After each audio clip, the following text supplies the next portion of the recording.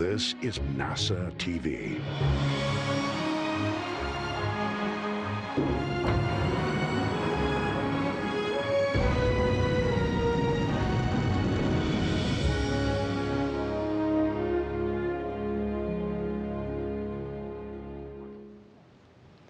Good afternoon from NASA's Johnson Space Center, and welcome to NASA's SpaceX Crew 4 Crew News Conference.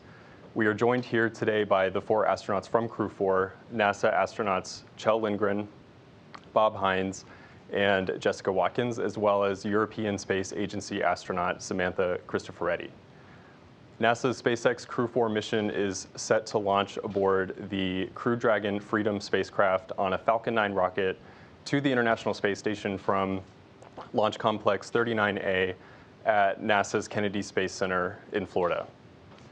The commander of the Crew 4 mission is Kjell Lindgren, and he is also commander of the Crew Dragon spacecraft.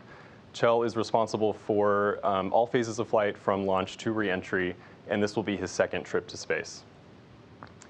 Bob Hines is the pilot for the Crew Dragon spacecraft and second in command for the mission.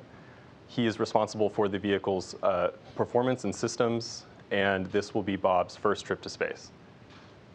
Jessica Watkins is a mission specialist for Crew 4. She will work closely with the commander and pilot to monitor the spacecraft systems during the dynamic phases of launch and reentry, and this will be Jessica's first trip to space. Samantha Cristoforetti is also a mission specialist for Crew 4. She will work closely alongside Kjell, Bob, and Jessica, and this will be Samantha's second trip to space. We will be taking questions here in the room and on the phone bridge, and also through social media using the hashtag AskNASA. But before we get to questions, I would like to invite the Crew 4 commander, Kjell Lindgren, to make an opening statement. Take it away, Kjell. Thank you, Dylan. Well, first of all, thank you to everyone that's here in the room today and joining us online and on social media. It's really exciting to have this opportunity to kind of formally talk about what we're going to accomplish on the space station during this upcoming mission. You know, I know that I speak for the entire crew when we say that we are incredibly excited about this opportunity. It is such a privilege to be a part of this team, and we're really excited about launching and getting to the space station to conduct our mission.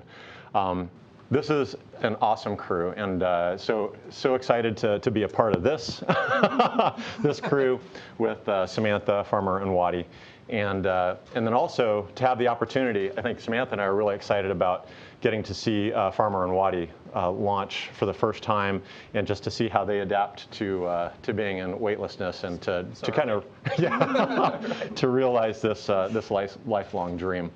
We're excited about launching on a U.S. rocket from Kennedy Space Center. Both Samantha and I had the opportunity to launch previously, and so to do this from Kennedy Space Center, to have family and friends join us in that experience is really a remarkable thing. And we're excited to get to orbit and to conduct this mission, to conduct the science and research to improve life back here on Earth, to conduct the operations to research to help us succeed in our mission to return to the moon and to go on to Mars and extend our presence in the solar system, to do the maintenance and repairs to ensure that we can conduct safe operations on the space station, and really to serve on a team that inspires the next generation for what is possible to do when we work together as an international partnership. So we are really excited to be at the end of our training flow and looking forward to our launch on the 20th. Awesome, thank you, Kjell. So we will go ahead and get started with questions here in the room, on the phone, and on social media. We'd love to take your questions on social media using the hashtag AskNASA. Just a reminder to those on the phone, if you would like to ask a question, please press *1 on your phone, or *2 if your question has already been answered. A reminder to folks who are asking questions to the crew, we ask that you keep it to one question for the time being so that we can make sure that we have enough time for everyone, and time permitting, we will circle back for some follow-ups. So let's go ahead with some questions in the room. We'll start with Mark Carreau. Thank you, Mark Carreau, for Aviation Week and Space Technology. Could the appropriate ones talk about some of the spacewalk activity that's planned or that you're prepared to do that could be, significant? you want to talk about that? As it tentatively stands, obviously with everything, it's all subject to change. But as it stands right now, we are slated for two U.S. EVAs. Samantha may get an opportunity to do a Russian EVA. The U.S. EVAs are primarily focused on continuing the replacement or the modernization of the solar array or the power system for the space station, what we call IROSA. And so our EVAs will be what we call IROSA Prep, where we're installing these modification kits that install brackets, which the actual IROSA solar panels will be installed on future EVAs. All right, continuing the questions, let's go to Gina Sinceri from ABC News. Gina Sinceri, ABC News. Before we started, I noticed you guys seem to get along really well. So the training, who wants to take this? How important is that camaraderie on a mission like this? Yeah, I can answer that.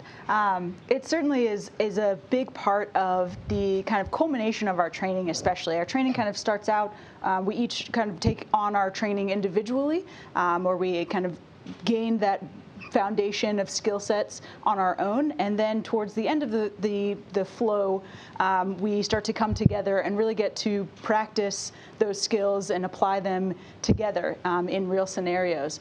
And so that has really been a joy for me, and I think for all of us, to really get to start to do some of that together, really get to know each other, spend some time together. We even got to go out on a NOLS trip, so that's the National Outdoor Leadership School, and do some sea kayaking out in Eastern Washington, and just get to spend some time getting to know each other, understanding how we all function in an operational environment, and what kind of makes each other tick. And I think that's going to be really crucial on top of obviously the operational side of what we do. A big part of it is the teamwork and just the crew cohesion piece of being up on ISS. Yeah, I would say that's one of the most important things. So NASA and our partners are really good about training us on the science, on the maintenance, and all the things that we need to accomplish. But that team spirit, that crew cohesion, I think is one of the things that you can't really train. And so we've had a lot of trips out to Hawthorne, California to train with SpaceX, and that's an opportunity when we have a chance to go out and have dinner together, to train together, to bond. Because that's what we carry into this mission. We get along great. It is just such a joy to be with to have these folks on this team, and to be a part of this team. And then to join the team that we have on the space station. We're really looking forward to seeing Sergey and Oleg and Dennis. We had a chance to train and work with them. And that's what makes us successful, is the teamwork and partnership. And getting to work with a great group of folks, both on space station and also here on the ground. Thank you, Chell. We will go to Andrea Leinfelder from the Houston Chronicle.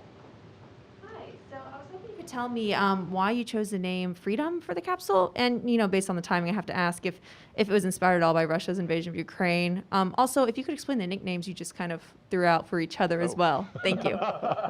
Question about names. I think that for the name of the vehicle, we really want to celebrate the partnership of SpaceX and NASA, and what the Commercial Crew Program has brought to the table. We have resumed this ability to get our crew, our astronauts, to low Earth orbit, and I think that's very important.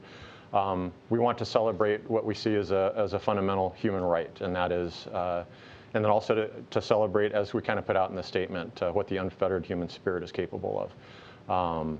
And as also just kind of a reflection on how far we've come. Alan Shepard launched on a Mercury Redstone. There's one parked out on Rocket Park as you come into Johnson Space Center, and to see that first launch of Freedom 7 and to see where we are today is really a remarkable thing. And so we wanted to celebrate freedom for a new generation of space flyers. And nicknames, right? Oh yeah, nicknames.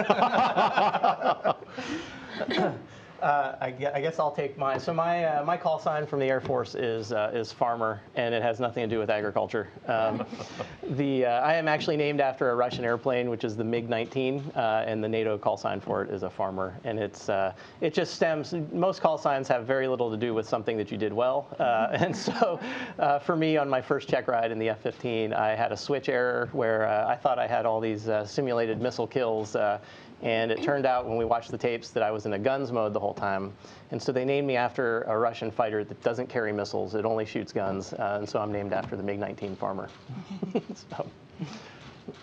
Waddy? Yeah, mine's pretty straightforward. You'll hear these guys calling me Waddy, just based on my last name is Watkins. So. Good. I think that's all the nicknames. Yeah. All right, guys. So we are going to go ahead and start taking some questions from the phone bridge. A reminder, if you would like to ask a question, please press *1 to be added to the queue, or press *2 if your question has already been answered. For those on the phone, please also make sure to state your name and your outlet, and please state who your question is for. So let's go ahead and take the first question from Robert Perlman with Collect Space.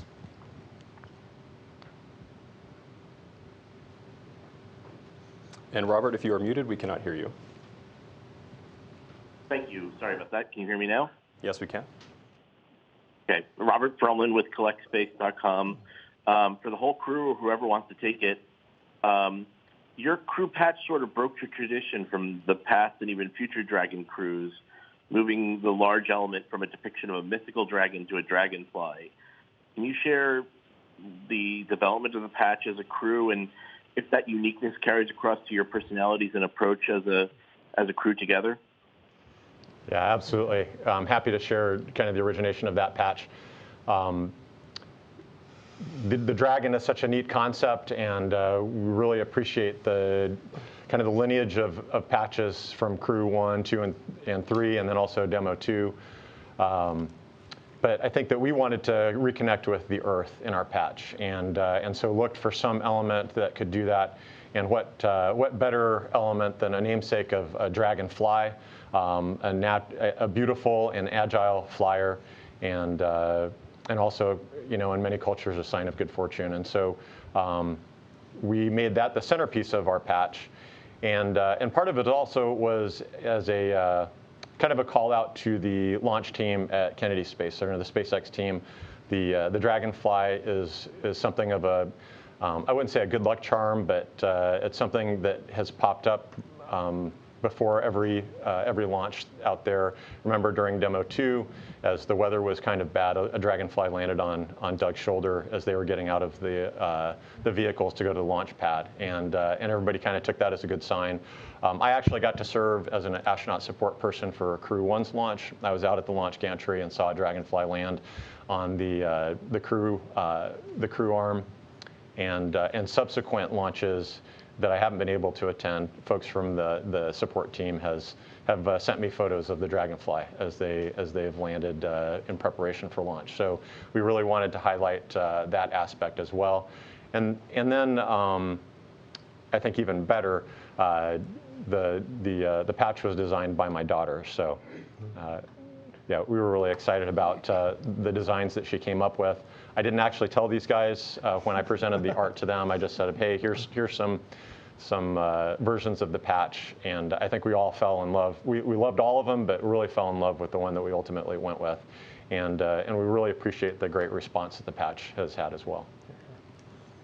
I saw a dragonfly while we were walking in today, actually. Oh, great. Yeah, it's in good shape. And that's the other cool thing, is that there's something that, I mean, just like that, like as you're walking around, you see a dragonfly, it's something that just warms your heart a little bit. All right. We will take our next question from Marcia Dunn with the Associated Press.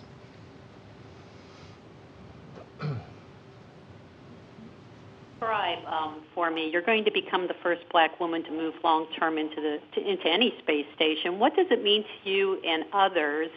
Why do you think it's taken until 2022 to achieve? And Samantha, if you could also please talk about your take on being the lone woman in ESA's astronaut corps. Thank you very much.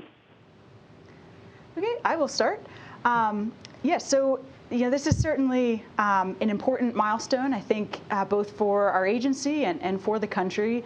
And I think it really is just a tribute to the legacy of the Black women astronauts that have come before me, as well as to the exciting future ahead. And so I'm just honored to be a small part of that legacy moving forward. For me, growing up, it was important to me to have role models in roles that I aspire to be in, contributing in ways I aspire to contribute. So to the extent that I'm able to do that, I'm honored and grateful for the opportunity to return the favor. But we're just super excited to be a part of this crew and to execute the mission together. Yeah, and from my side, that condition that you mentioned about me being the only woman in the European Astronaut Corps is bound to end very soon, and we are in the process of selecting a new class of astronauts. We had a huge response across all ESA member states. I think we got well over 20,000 solid valid applications. We are well into that process of selection now. I think we got a great response also from young female professionals across the continent compared to my selection back in 2009, where female applicants were only about 15–16%. I think we're about 25% now. And so we definitely expect to have some great female colleagues by the end of the year, and I'm very much looking forward to that. Okay. Our next question comes from Paul Brinkman with Aerospace America. Hi, yes, thanks for taking my question. I was wondering if one of you, I guess, astronaut Lindgren, could you just talk about the fact that this is a new Dragon? Are you aware of any new features that are on this Dragon that may have been added? And then what your training experience was like training for the Dragon? Thanks. Yeah, thank you for that question. The training experience has been phenomenal, and I have somewhat of a unique perspective as I kind of joined that team several years ago, almost 4 years ago, as the backup for Bob and Doug and as the backup for Ike and Hopper for Crew 1. And so I've been working with that team, training with that team, a part of the test and development initially, and then really watched the training process mature over time. And so it's been a lot of fun to go through that training formally with this crew and to experience it firsthand. In terms of new capabilities, that is, I think, one of the really cool things that SpaceX brings to the table is that they are constantly trying to improve and to make things more efficient. I think the teams that we work with are always listening to our feedback and want to make things better. And so I think that a couple of things that come to mind. One, just in terms of our communications system within the vehicle, Vox is something that controls kind of the level of static. And so we have some visual indicators of how to set that now that just kind of take the guesswork out and make things, I think maybe we save a couple of minutes, but those are important minutes and kind of minimize some frustration. That was great. I think our favorite thing, though, is that we have USB charging ports in the spacecraft. This is something that goes to low Earth orbit and is going to get us to the space station, and I'm talking about USB ports. But yeah, it's the little things. Next coffee maker. No Wi-Fi, though. But we have tablets as a part that have some of our reference material on it, and so the ability to charge those tablets just, again, takes away this idea that we have to really monitor the use of the tablet to maintain the battery charging, and so those USB ports actually were a product of the Inspiration 4 mission, and so some of their private missions have fed capabilities into the NASA missions, and again, I think that this is just really demonstrates the power and agility of this commercial partnership with. Through the commercial crew program and the benefits that feed back to NASA as a result. Yeah, 100% agree. I had the opportunity to participate in some of the verification events early on as well. Not quite as early on as Chell did, but to watch the vehicle evolve over time and see the improvements that they have brought on board, especially in the human factors realm. Their willingness to listen, and even if we're just kind of spitballing something that could be an improvement, they'll come back to us a couple months later and say, hey, we heard you say this, and this is the thing we're working on. And it's been pretty amazing to watch them and work with them and really grow this partnership and see what we're able to do together. So it's been awesome. Thanks, guys. Our next question is going to come from Michelle with CBS 4 News. Hi, I'm Michelle Griego with CBS 4 in Denver, and I just want to congratulate all of you, but this question is for Jessica Watkins. We are very excited that somebody who is from Colorado is going up into space, and I just wanted to ask, or wanted to see if you could just talk about your connection to Colorado. I know your family still lives here, and also you touched on this historic mission and this important milestone for the agency and the country, but if you could just talk maybe to young girls out there who are wanting to get into science, and especially girls of color, how important that is and what the need is. Yes, absolutely. So yes, first of all, I'm super excited to represent Colorado with Chell as well. I attended CU. But yes, my family, as you mentioned, lives in Boulder. That's where I grew up, went to high school there, went to Fairview High School in Boulder. And Colorado has a pretty good showing in the astronaut corps, actually, with quite a bit of representation. So I'm happy to add my name to the list and try to represent you all well. For your second question, yes, I certainly would encourage any young girls, young children of color, young children in general, to find something that you love and just pursue that relentlessly. For this job in particular, we're looking at the STEM fields, so science, technology, engineering, mathematics, but anything within that realm. Yeah, that's actually a pretty broad category to find something that you really love and just seek out opportunities to do that.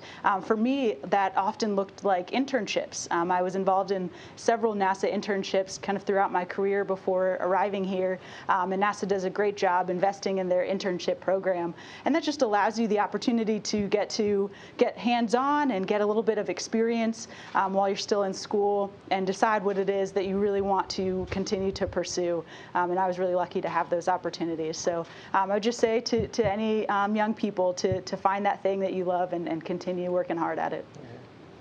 Awesome. Thank you, Jessica. Our next question comes from Chelsea Goad at space.com. Hi, thanks so much for taking my question. Yes, Chelsea from space.com. Being Crew 4, you have a really great and incredible group of astronauts that have come before you in flying Dragons to the space station. Whether that be through these missions or through, as you mentioned, Inspiration 4. Have you been chatting with these other astronauts, with these former crews, and have they been giving you tips? Have you been working together? I'm curious what that collaboration has looked like in preparing for this mission. Sure. Yeah, thanks for the question. That is definitely a very important part of our training. It's not the formal training. That's the one that's like hard scheduled as classes with the instructor. But of course, it's also, as you say, very much important to learn from the experience of the crews that went before us. So when Crew 2 came back, they went through a very rigorous process of debriefing their mission. And so we were always invited to participate in those debriefs. Unfortunately, we were also very busy with our own training, so we couldn't always go.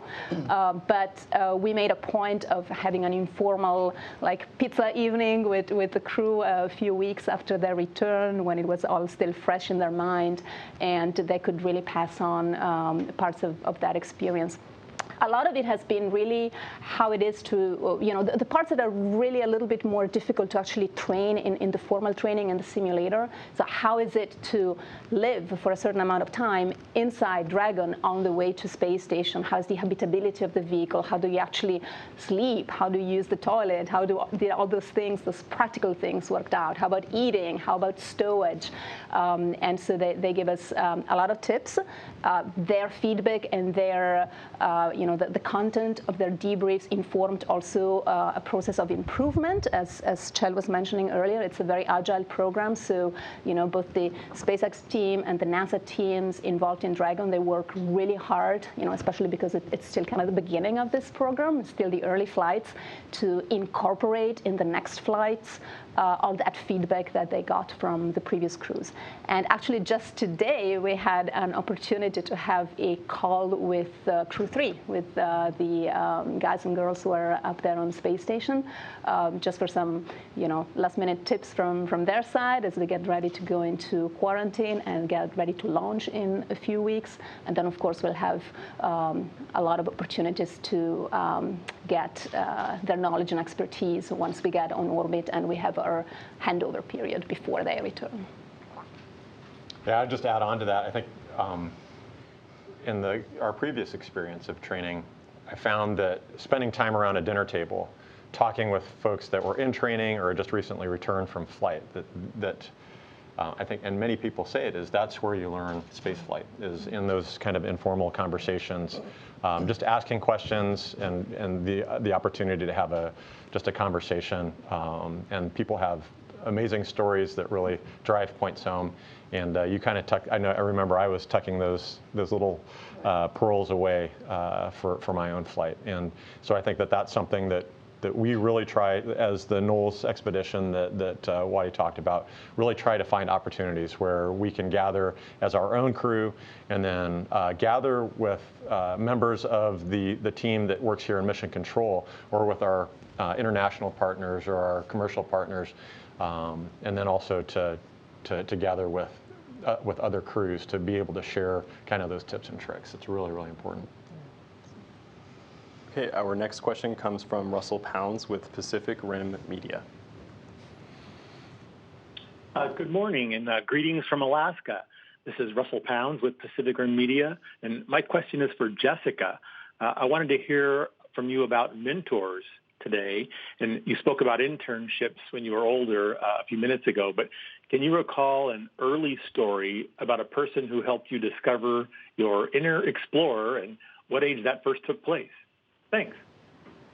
Yeah, absolutely. Mentors have always been kind of a force that has continued me along a pathway and helped me decide and determine what that pathway would be kind of along the way. But I think having different mentors, of throughout your career has been instrumental for me in terms of getting where I am today. Certainly, I've had many teachers, science teachers, of course, at a young age in elementary school, and I remember. Again, a lot of those mentorships, again, came with opportunities to be able to go out on field trips or go look at interesting things in the lab that really kind of sparked my interest and kind of fueled my fire along the way.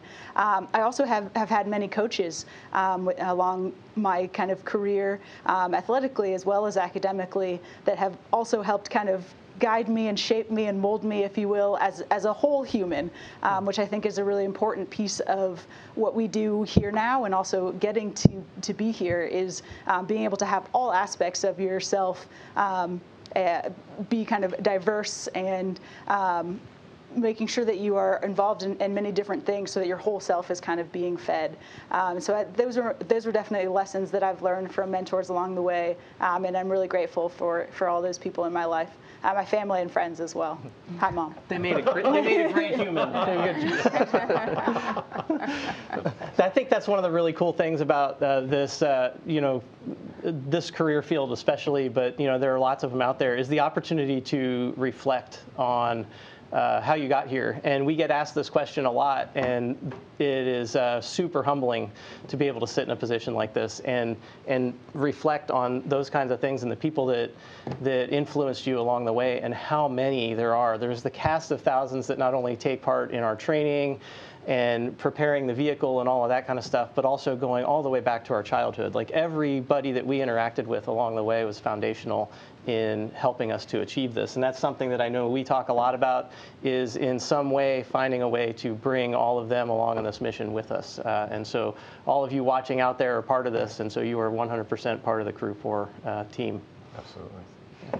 That is awesome. That's where your class name came from, even. That's right. Turtles. That's right. Yeah.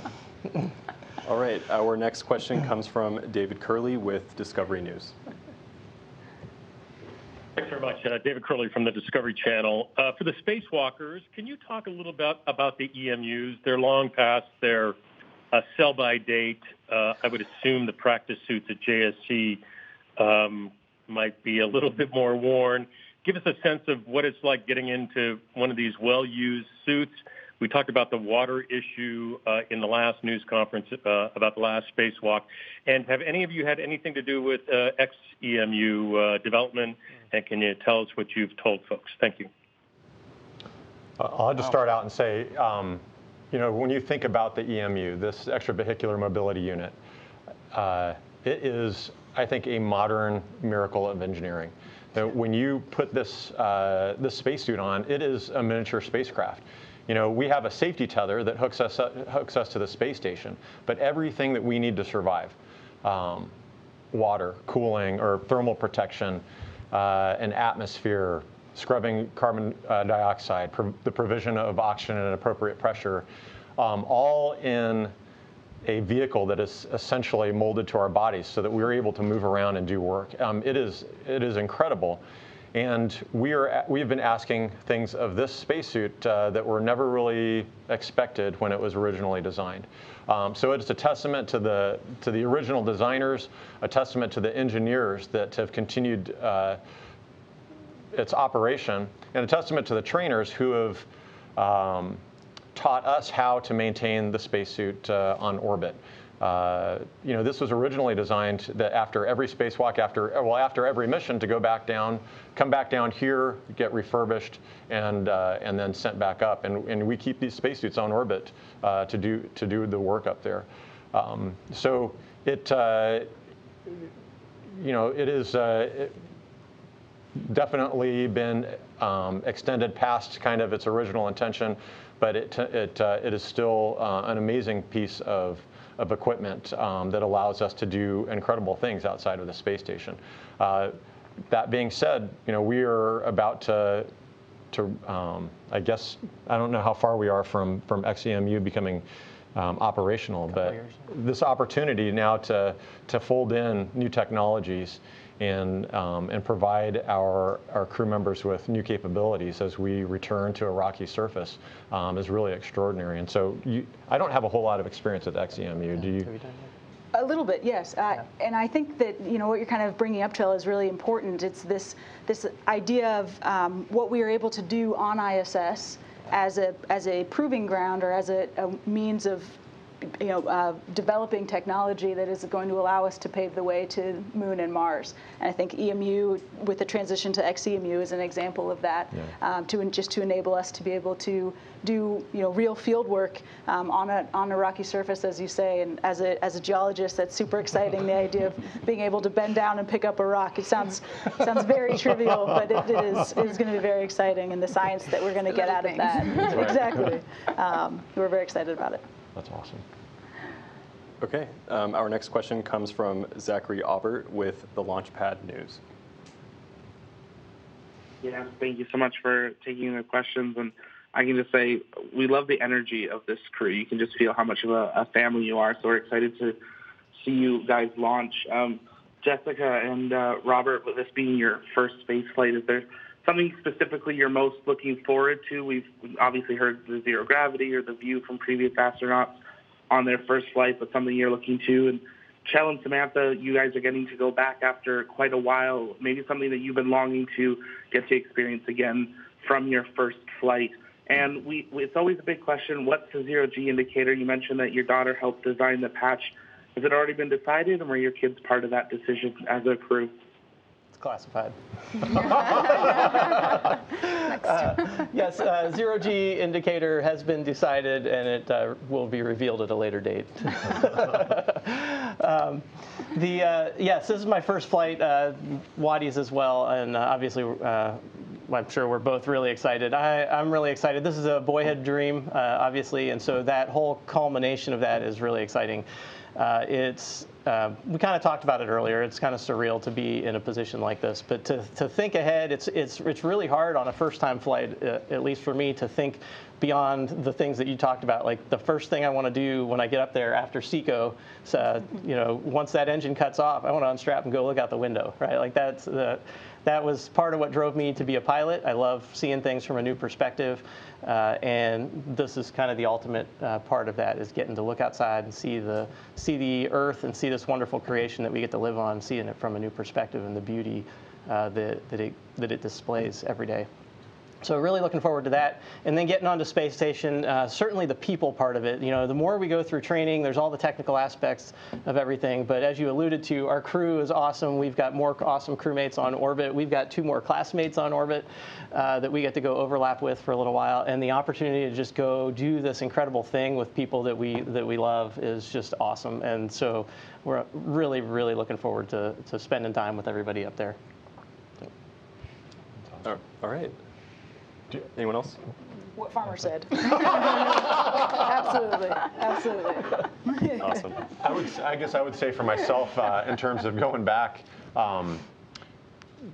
really, really excited to be launching from Kennedy Space Center.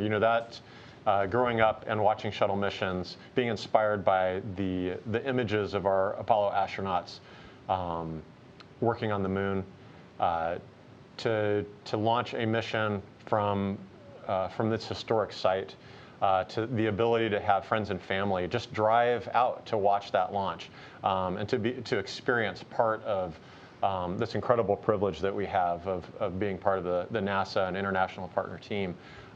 That is really exciting to me. This feels like a once-in-a-lifetime opportunity, and so the privilege of getting to do it a second time is a little surreal. Yeah. All right, we are going to take our first question from social media before we go back to the phone bridge. A reminder, if you are on the phone and you have a question, please press *1 to be added to the queue, or *2 if your question has already been answered. But we will take our first social media question now. Natalie on Twitter would like to know about any pre-flight traditions that the crew has. Well, Wadi and I are first-time flyers. We don't have any traditions. The great thing about being a veteran flyer is that we get to make up traditions and tell them, yeah, you totally have to do that. I think they're onto us, though. I think the rookies have to get dinner for the dinner. The rookies pay for everything. You didn't know that? One tradition that I actually had from my last mission was to launch some model rockets with the family. And so I think that that's something that we'd like to do as we're with our families at KSC getting ready for our flight. Just being on the beach and launching some model rockets together, I think is something that I think we're going to do. Yeah. Samantha? Yeah, well, I'm looking forward to learning about these new traditions. I mean, on my first flight, just like Chell, we flew out of Baikonur. And that's a place that's really steeped in traditions. It's almost like being part of this ritual path towards launch. Like, as you approach launch, you just really go through those milestones that every other crew has gone through since, possibly Yuri Gagarin. And I like that. I mean, it was, I think in some ways it took the burden away of this momentous event that was coming. You got excited about it, but because you were going through all this ritual steps, it kind of felt, ritualized. It felt like you were just repeating like something that had happened before. Yeah. Exactly. And so, I think from Canada it will be very much the same, but it's my first time launching from there. And so just like you, I'm looking forward to discovering those traditions.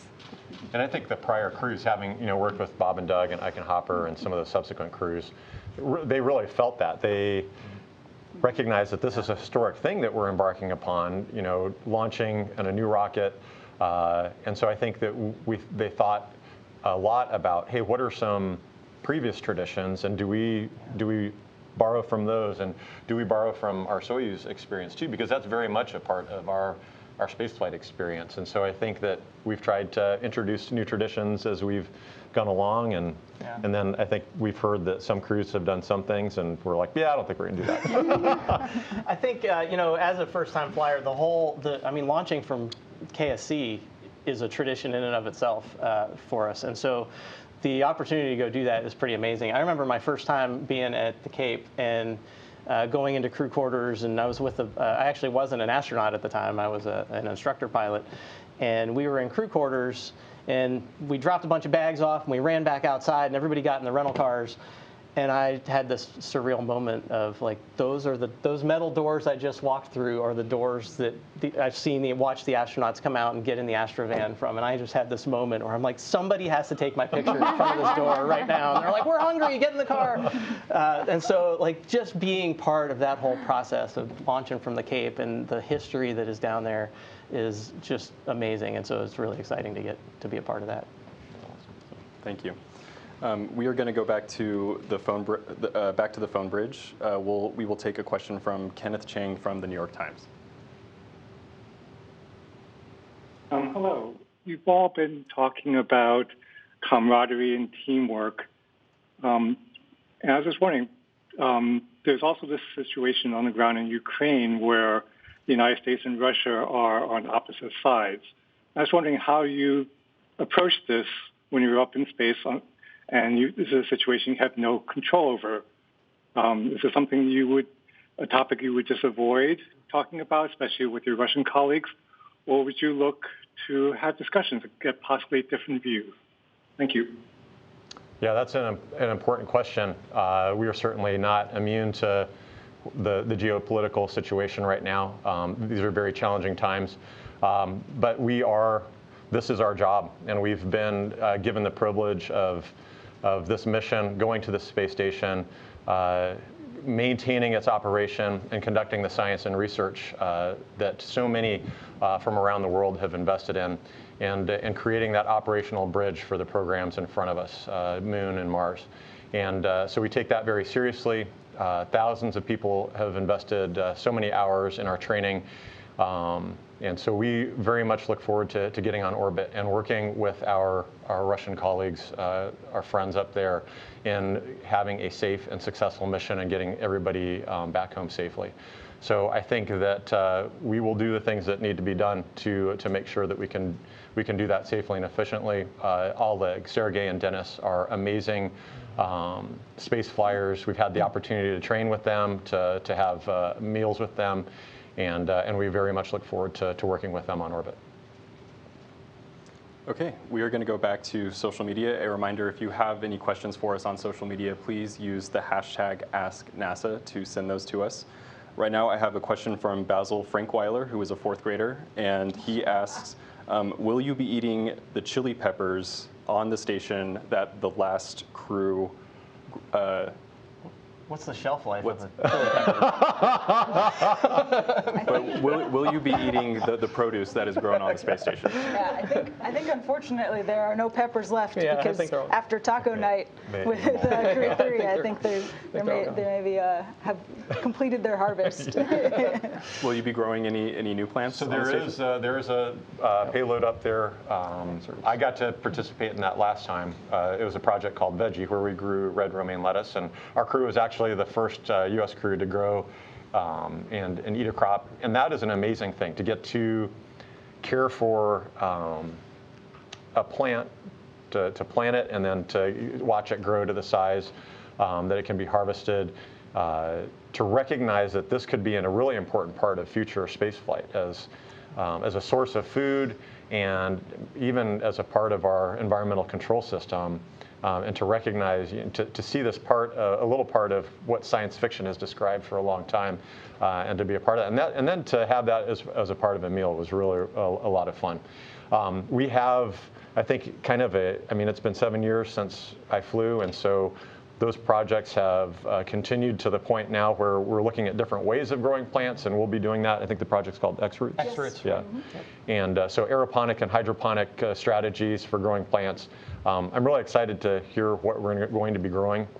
I'm a little bummed that we missed out on the peppers, but I know that you're really bummed too, Jessica. Yes,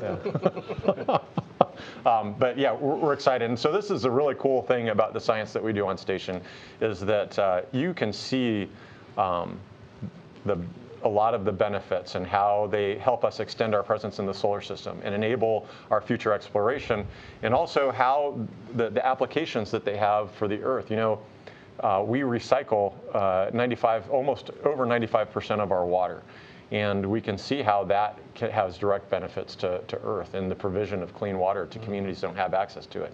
The ability to grow plants and crops without arable soil, I think that we can see those benefits as well. And then to imagine crews someday having a whole module dedicated to the growth of edible plants is really a cool thing. And I just kind of imagine floating into that and being surrounded by green and breathing in that natural air is really cool. So, absolutely. We have another question from Twitter that is also about life on the space station. Karen asks how often station astronauts are allowed to talk to loved ones. I haven't been there yet, but I'm told. So coming out of the military, one of the things that I've identified, in terms of, I guess, my baseline for what I know of keeping in touch with family was we would get one 15-minute phone call every week, and it was monitored, and there was somebody that would come on every 5 minutes and give you a countdown, and then the last minute. It is not at all like that. And from my understanding is it's even better from when these two were up there, when they had to walk uphill both ways in the snow to get to the station. But we have an IP phone. We're able to call our families pretty often, and then we get roughly once a week the opportunity to have a video conference with our families back home, which I think is really, really important. It's a good way to stay connected. Everybody is familiar with the different video chat type technologies that are out there. And so to be able to have that and still stay, I have 3 daughters at home, and so to be able to stay connected with them, and maybe they'll carry around the iPad a little bit while they're doing something, hopefully not swimming, but to just stay connected with the things that are going on at the house is pretty special. And so I think it will be, I'll find it easier than the military deployments that we did, definitely. Yeah, we certainly get truly spoiled by the ground team here at JSC and across NASA. They take really good care of us, and we're super lucky to be a part of that team. Yeah. Okay, thanks, guys. All right, I think now we will take one more follow-up from the phone bridge. We will pass it to David Curley from Discovery Channel. Thank you very much for the second question. Jill, this is for you. It's going to sound like a follow-on from Kenneth Chang's question about Ukraine, but it's really not. It's about space culture. Christina Cook has talked a little bit about this. Can you? And secondly, did you pick the picture with the straight face in the crew photo? Man, I have gotten so much grief from these guys. I know. You planted that question, didn't you? Of the 4 of us, the one person who's not smiling should not be Chell. That's the hilarious part about it. I did pick that picture. I don't know. I didn't like the pictures of me smiling. So, and I asked my wife, and she's usually, she gave me a thumbs up. So That's the most important one. I know. Yeah, my wife said that it was good. So you guys will all have to deal with it. That's right. And I missed the first half of that question. The culture. Oh, yeah. We get to. That's one of the cool things about this is that we are a part of that culture. And of course, as newcomers to the station when we arrive, there is a culture that has been established by the team that is already there. And so, of course, we want to be good team members, and we want to respect the culture that has been established. For my past flight, when I arrived, Scott Kelly was already on station, so he really kind of established the culture that Kimia, my Japanese crewmate, and I came into, and it was great. You know, this time around, we will be coming into a culture that's been established by Crew 3 and our Russian crewmates. But within a few days, you know, Crew 3 will leave, and so we'll have the opportunity to make decisions about, hey, we really want to eat lunch together, and so let's ask the ground about trying to get our schedules situated so that we can do that. Or we really want to protect this time, and so I think that we've gotten to know each other really well, and I think that we'll make some decisions along the lines of what we think works best for our crew and works best with our Russian colleagues as well. And we have the privilege of Samantha serving as our USOS lead during this mission, and so you know that she's going to be talking with the ground and kind of advocating for a lot of those things as we progress through our mission. You know, cultures are malleable and changeable, and so I think that we have this unique opportunity to adjust that to make sure that we're working efficiently and having a good time while we're doing it. Thanks, Jill. All right, I think we have some time for a few follow-ups here in the room, so we'll go to Mark Carreau. Thank you, Mark Carreau, Aviation Week. In December of 2020, two of you were selected for the Artemis team, and I'm wondering what this mission means to you and that prospect in the years ahead. Thank you. I think three of you were selected for Artemis. Yeah. Sorry. No worries. Yes, no, so certainly, you know, we kind of touched on how this mission and how the mission of the ISS overall really is kind of paving the way to enable the success of the Artemis program. Certainly in terms of technology, developing robotics and other technologies that will allow that, including thinking about radiation protection. Those are experiments that are ongoing on station to help solve that problem, as well as kind of the operational capabilities, learning how to work together on board, but also with the ground team, especially a ground team that might be a little bit less accessible than the one is currently for us on ISS. So that's an ongoing kind of question and something that we're pursuing as well. And then there's the human research aspect as well. So getting to do science on ourselves, on each other, and learn, Trust me. You know, learn how the human body responds to long duration spaceflight and ways that we can help mitigate any negative effects. So thinking about exercise, for example, we've made huge gains in terms of reducing bone loss when we return from Earth, return to Earth, those types of things. So I think all of those kind of incremental progress that we have made over the course of ISS and that we'll contribute to during our mission will really enable us to be successful in Artemis. And what an amazing time to be a part of NASA. Like I feel like we won the lottery. We have a program. I mean, we have Artemis and we have Orion and we have a human landing system programs that are figuring out ways to get our astronauts and our partners to the moon and landing on the moon and with Mars in our sights. You know, I think there's kind of a running joke that Mars is always 30 years away, and I have felt that horizon shrink considerably, and so that is incredibly exciting. I mean, we have served as an infrastructure for a commercial program, and now we have. I mean, it just seems like there are rocket companies launching every week, and a robust program to get cargo to the space station, and all these commercial companies that are vying to be a part of our return to the moon. So it's an extraordinary time to be here. It's so exciting to see all of the activity that's going on, and now to get to go to the space station and really be the eyes and hands for the team that is figuring these things out, figuring out this path and the technologies that are required to get back to the moon and to go on to Mars is really extraordinary. Yeah, you know, historically you look at it and we were a strand of things, right? Mercury, Gemini, Apollo, Soyuz, and then shuttle. And now it's a web, right? Like it is a web. The space industry is just incredible. And you know, as NASA pivots to the moon and Mars, that pivot point is space station.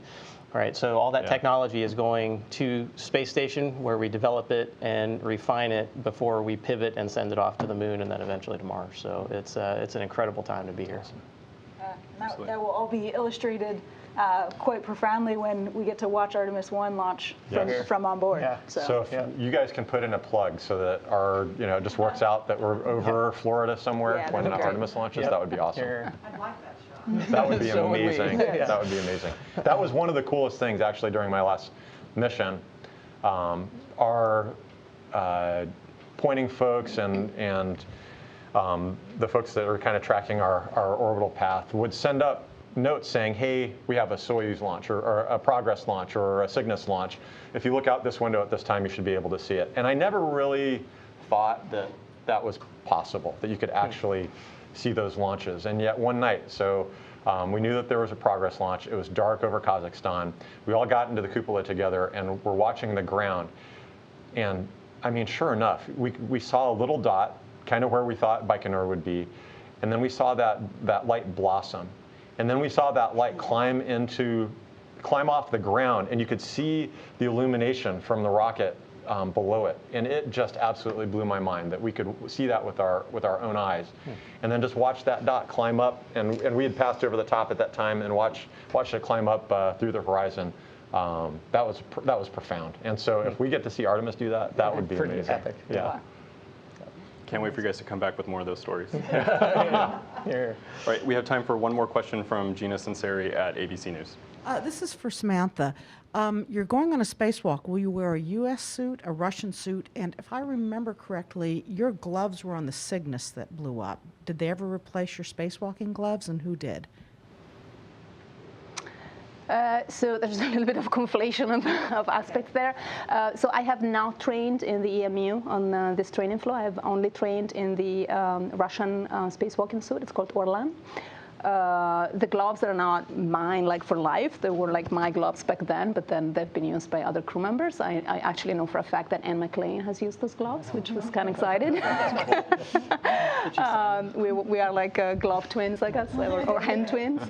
But maybe other crew members have. I mean, they're definitely not like my gloves. But yeah, but this on this specific flight, if I get to do a spacewalk, which was 100% not sure, then it could only be a spacewalk in the Russian Orlan suit.